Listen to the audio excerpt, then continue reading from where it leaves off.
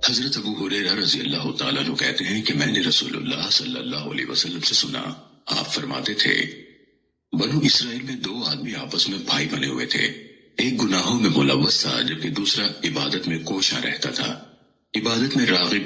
آخر ایک دن اس نے دوسرے کو گناہ میں پایا تو اسے کہا کہ باز آ جا۔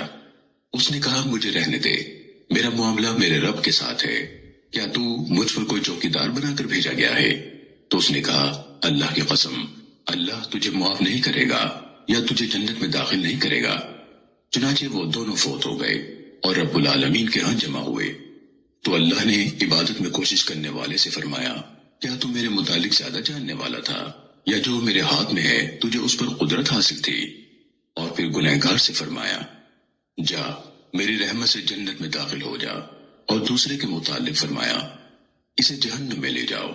حضرت ابو ہریرہ رضی اللہ تعالیٰ عنہ کہتے ہیں اللہ کی قسم جس کے ہاتھ میں میری جان ہے، اس نے ایسی بات کہہ دی جس نے اس کی دنیا اور آخرت تباہ کر کے رکھ دی۔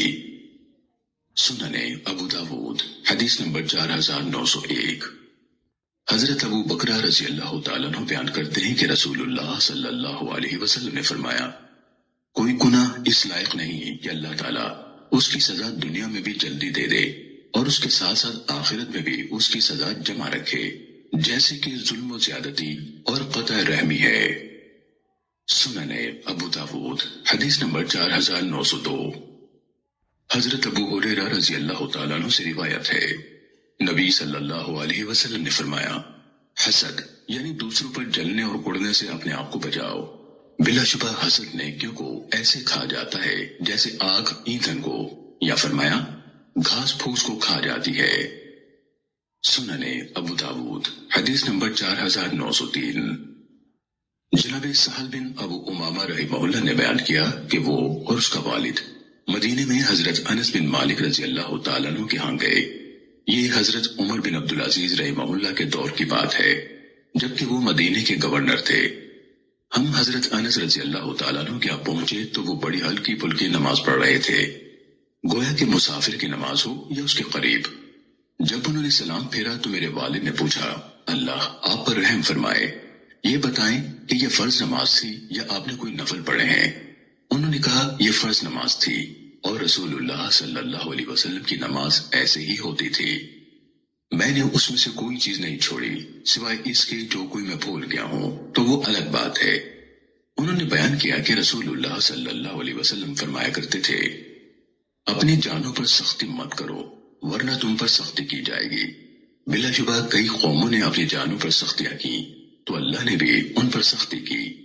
جنگلوں میں، معبدوں کے اندر اور گرجا گھروں میں انہی لوگوں کے بقایا لوگ ہیں جن کا قرآن مجید میں ذکر ہے۔ ان لوگوں نے رہبانیت اختیار کر لی، انہوں نے یہ بدعت نکالی، ہم نے اسے ان پر فرض نہیں کیا تھا۔ پھر ہم اگلے دن صبح کے وقت ان کے پاس گئے تو انہوں نے کہا کیا تم سوار نہیں ہو جاتے کہ کچھ دیکھو اور عبرت پکڑو؟ والد نے کہا ہاں چلتے ہیں۔ چنانچہ ہم سب سوار ہو لیے تو انہوں نے کچھ بستیاں دکھائی کہ ان کے لوگ ہلاک ہو گئے تھے، مر کھپ گئے تھے اور انہیں برباد کر دیا گیا تھا، اور ان کی بستیاں اپنی چھتوں پر گری پڑی تھیں۔ انہوں نے کہا کیا تم ان بستیوں کو پہچانتے ہو؟ والد نے کہا نہیں، مجھے ان بستیوں کا اور ان لوگوں کا کوئی علم نہیں ہے۔ انہوں نے بتایا کہ یہ اس قوم کی بستیاں ہیں جن کو بغاوت اور حسد نے ہلاک کر کے رکھ دیا تھا۔ بلا شبہ حسد سے نیکیوں کا نور بجھ جاتا ہے اور بغاوت اس کی تصدیق کرتی ہے یا اسے جھٹلا دیتی ہے۔ آنکھ زنا کرتی ہے اور پھر ہاتھ، پاؤں، جسم، زبان اور شرمگاہ اس کی تصدیق کر دیتے ہیں یا تکذیب۔ سننے ابو داود حدیث نمبر 4904۔ حضرت ابو درداء رضی اللہ تعالیٰ عنہ بیان کرتے ہیں رسول اللہ صلی اللہ علیہ وسلم نے فرمایا بندہ جب کسی چیز کو لعنت کرتا ہے تو وہ لعنت آسمان کی جانب بڑھتی ہے تو اس کے آگے آسمان کے دروازے بند کر دیے جاتے ہیں، پھر وہ زمین کی طرف اترتی ہے تو اس کے آگے اس کے دروازے بند کر دیے جاتے ہیں، پھر وہ دائیں اور بائیں جاتی ہے، اگر کوئی جگہ نہ پائے تو جس پر لعنت کی گئی ہو اس پر واقع ہو جاتی ہے، بشرطے کہ وہ چیز اس کی حقدار ہو، ورنہ اس کے کہنے والے کی طرف لوٹ جاتی ہے۔ امام ابو داود رحمہ اللہ کہتے ہیں کہ مروان بن محمد نے کہا سند میں مذکور راوی ولید بن رباح دراصل رباح بن ولید ہے. یحییٰ بن حسان کو اس میں وہم ہوا ہے. سنن ابو داود حدیث نمبر 4905. حضرت سمرہ بن جندب رضی اللہ تعالیٰ عنہ بیان کرتے ہیں نبی صلی اللہ علیہ وسلم نے فرمایا اللہ کی لعنت سے لعنت مت کیا کرو اور اللہ کے غضب اور دوزخ کی بد دعا مت دیا کرو. سنن ابو داود حدیث نمبر 4906.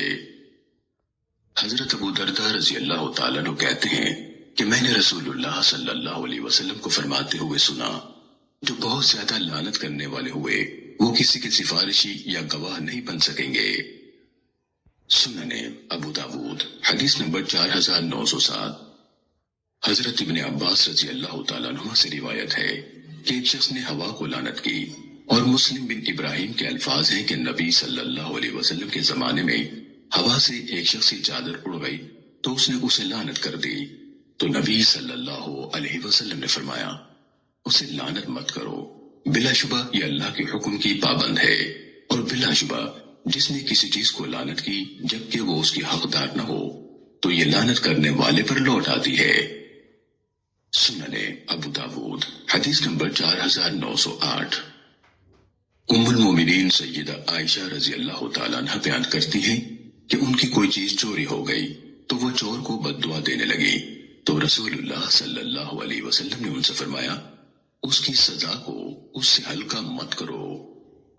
سنن ابو داود حدیث نمبر 4909. حضرت انس بن مالک رضی اللہ تعالیٰ عنہ سے مروی ہے رسول اللہ صلی اللہ علیہ وسلم نے فرمایا غصہ مت کیا کرو، ایک دوسرے سے حسد مت کیا کرو، ایک دوسرے کو پیٹ مت دیا کرو کہ میل جول چھوڑ دو، بلکہ اللہ کے بندے بھائی بھائی بن کر رہو. کسی مسلمان کے لیے حلال نہیں کہ اپنے بھائی سے 3 رات سے زیادہ میل جول چھوڑے رہے. سنن ابو داود حدیث نمبر 4910.